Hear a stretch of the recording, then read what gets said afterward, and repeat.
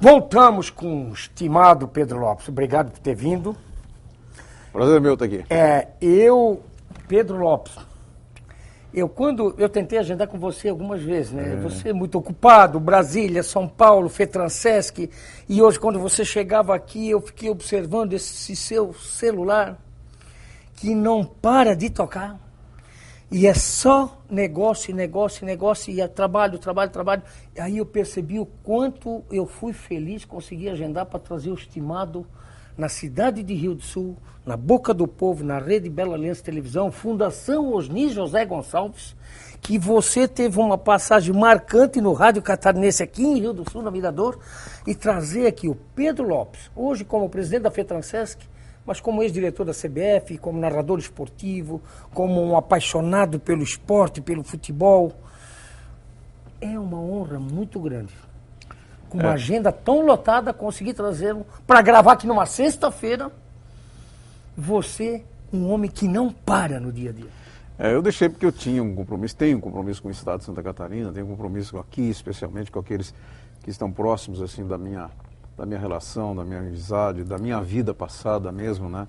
Rio do Sul teve uma referência muito forte, não só no futebol, pelo apoio que eu tive aqui na época como diretor, como presidente da federação, na Rádio Mirador, enfim, eu convivia com esse público, com esse povo, eu tinha deles a repercussão, o reflexo, a emoção do narrador de futebol, que tem uma plateia no estádio, no ouvido, ela vai para o coração, guarda na alma, você não esquece disso nunca.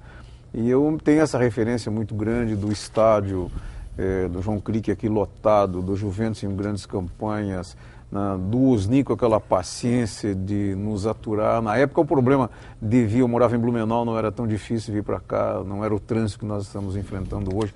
Eram as mesmas curvas, as mesmas estradas, as mesmas coisas, mas não era a dificuldade que nós enfrentamos hoje. Dos amigos daqui, né, que ficam marcados, as gerações que passaram e aquelas que vêm, e vão nos proporcionando oportunidades deste reencontro, de caminharmos.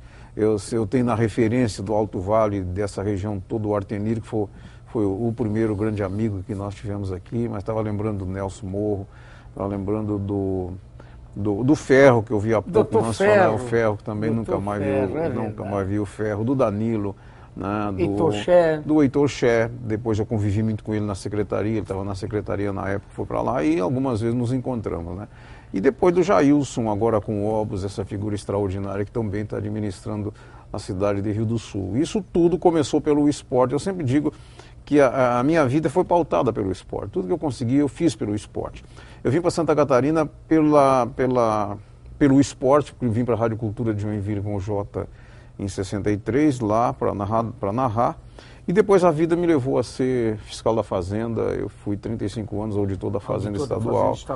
Né? Hoje sou inativo, cuido da minha vida no Rio Grande do Sul, tenho uma propriedade, tenho produção rural, produção agrícola e agropecuária.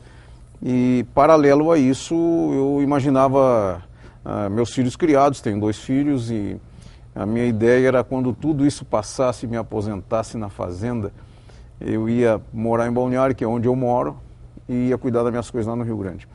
E acabei conhecendo o Augusto Dalsol junto com o Artenir lá na Transportes. E aí mudou toda a minha vida, muito pior do que era antes, né? Porque mesmo antes, ajustada aos projetos que eu tinha, a minha vida pessoal, a televisão me levou muito tempo. Hoje encontro amigos em várias regiões do estado, ainda do tempo da Coligados. TV Coligados. Ela teve foi a primeira estação que fez o estado, integrou o estado, né? E essa imagem foi para o oeste, foi para o extremo oeste, uma parte do Rio Grande do Sul. Ainda hoje eu encontro amigos daquela época e muitos que vêm me procurar, que eram jovens da época, que me acompanhavam também. E a Confederação Brasileira de Futebol, através da CBF, né?